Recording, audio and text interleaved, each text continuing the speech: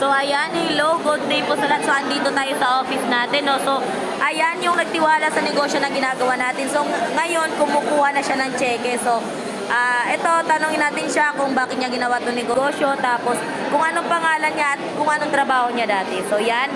Hi, sir. Magandang hapon sa inyong lahat, no? Ako po si Rodolfo Bungabong. Ako po dati ay bilang isang private surveyor. Sinita ko.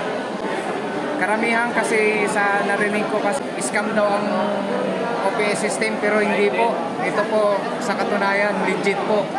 Hindi katulad ng sinalihan ko dati. Maraming salamat po. So, grabe, no? So, yan, isa lang din siya sa nagtiwala sa post ko, di ba? So, ang magandang opportunity kasi dati naman siyang na-scam sa ibang company. So, ayan. So, ikaw na nanonood dyan, di ba? Maghaw ka para matulungan kita at mag-guide kita. So, maraming salamat. Bye-bye.